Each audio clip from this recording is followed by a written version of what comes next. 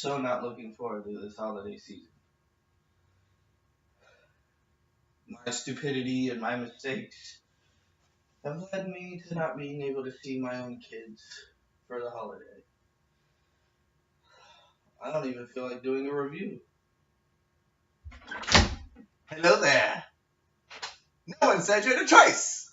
Did you seriously just come out of my closet? Yes. Holy crap, what was that? A movie. Doctor Who? Yes. I don't even watch the show. You're the superhero Critic. Which means you have to, because it's about superheroes. And Christmas. Which is perfect. Christmas superheroes. So keep your mind on the fact.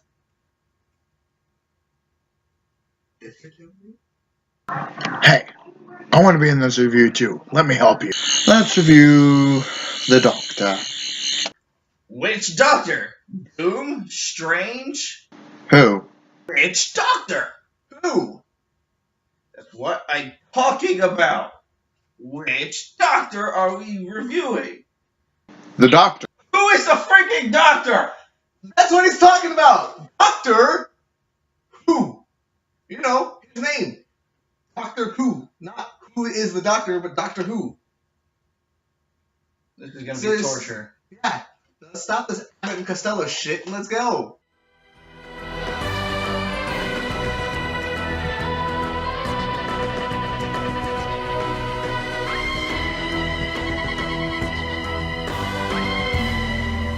We begin with a comic book style fade in as we look into a man having trouble sleeping as that man turns into a child. Opening, the Doctor is seen dangling from the roof. The boy, known as Grant, asks his mom if he can let the Doctor in or not. Once inside, Grant mistakes the Doctor for Santa. I honestly have no idea how that kid could even mistake the Doctor for Santa. Well, let's see. Magical being that travels in a time-bending machine. Old guy. Defies logic. It sounds like either Jesus or Santa to me. He's got a point. Touché, brother. Touché. And the Doctor has questions about DC, Superman, and the logic behind his glasses. Everyone knows they're the same person.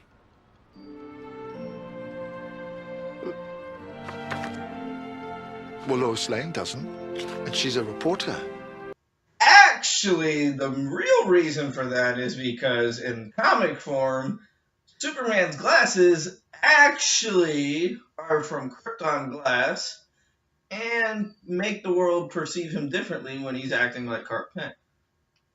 Raise your hand if you're full of shit.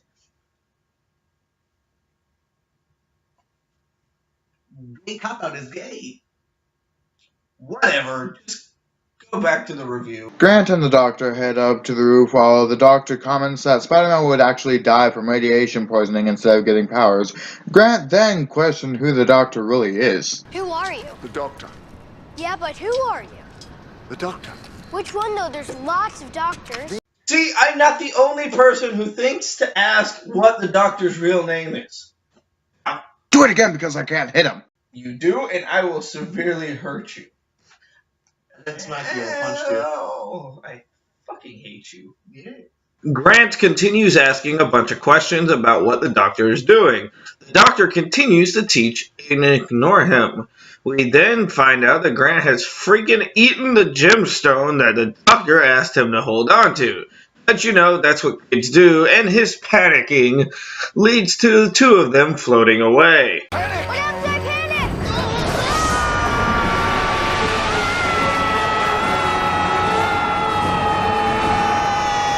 Now to the present, where grown-up Grant is shown that he is now a nanny. We go to the villain of the episode, Mr. Brock Lesnar, who works at Harmony Shoals, who is having a press conference that gets questioned by our Lois Lane parody, Lucy Fletcher, about why she can't find any proof of their benefactors. The Doctor's companion also questioned. Okay, so please explain to me what this whole companion thing is, and who this guy is. He looks like Uncle Fester's homeless cousin. What? Bad joke aside, Mr. Brock meets with the Dr. Sim, who takes him into a room that's filled with brains in jars. Sim alerts Brock that the brains seem to be multiplying while Lucy and the Doctor are eavesdropping. Sim then has Brock take a closer look.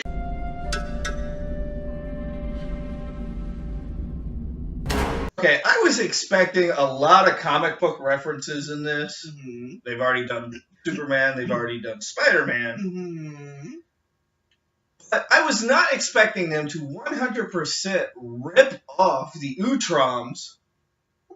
What is a neutron? It's something from a Nickelodeon show. kind of. It's Krang's race in Ninja Turtles, uncultured swine. You never watched Doctor Who, and we're the uncultured ones? Yes, you are, cousin of mine. Pick up a damn comic. Then watch the fucking show. I actually do both. Shut up! Well, it turns out that Sim has already been taken over by one of the brains, and surgeons decide it's time to do the same to Brock. Then, while Lucy and the Doctor continue snooping, Sim holds a gun to them, and our superhero of the show, the Ghost, breaks through the window with a snap of his finger. Quickly, he takes Sim down, helping Lucy get back down to the ground. In the past, the Doctor makes Grant promise that he'll never use his powers, which is clearly a broken promise as we go back to the present and see the two of them conversing on Grant using his powers only to discover that Lucy is actually Grant's boss. We go to another flashback. This time it's of Grant in high school who can't control his powers due to puberty, and we learn that he has had a crush on Lucy the entire time he's known her.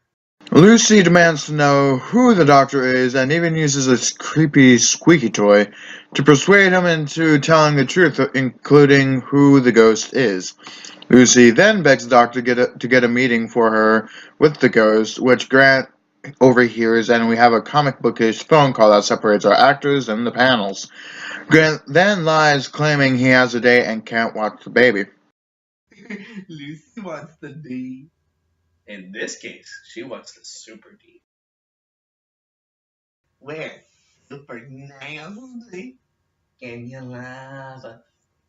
The Doctor pays a visit to the villains and warns them to leave, which they take as a declaration of war as they unzip their heads and disgustingly pull a gun out of their head. The Doctor summoning the TARDIS before things got bad. It's now daytime as our superhero meets Lucy on the roof. The scene goes just as expected, with Lucy asking a bunch of questions and Grant wanting to reveal who he is. All the while, the Doctor has gone back in time to try to stop the brains from receiving the signal that brought them to Earth. Lucy complains about her feelings to Grant, and he does everything he can to try and tell her before getting interrupted by Brock. Meanwhile, the Doctor and Nardole have entered the ship only to find out that the ship has become a nuclear bomb that the aliens plan on dropping on New York to create mass panic. When in doubt, attack New York. Yeah, just ask the Taliban. Doctor figures out the rest of the aliens' plan to take over the world leaders' minds. While the aliens handle Grant and Lucy, Grant leaves behind being captive only for him to come back once they threaten the baby. The Doctor then becomes Dee Dee from Dexter's Lab as he goes to every button on the ship and just pushes them all. Ooh,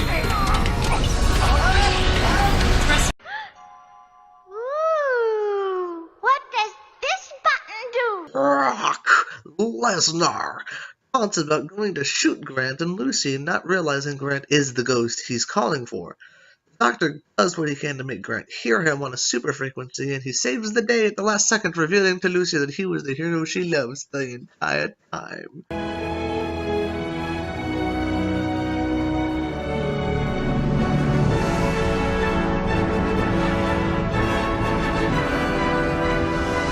Our special then ends with our lovebirds revealing their love for each other and flying away kissing. The Doctor pisses off Brock one final time, reminding him he lost.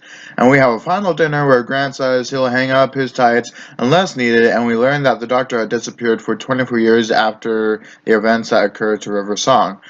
Not all giving us the info, and the TARDIS flies away.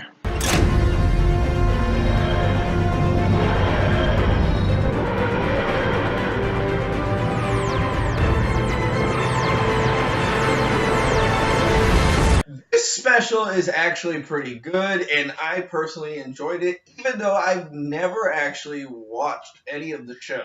You should have seen the one with David Tennant. I just think it's weird that you, of all people, have yet to see Doctor Who. Who's the Doctor? No, we are not doing this again. What'd I say?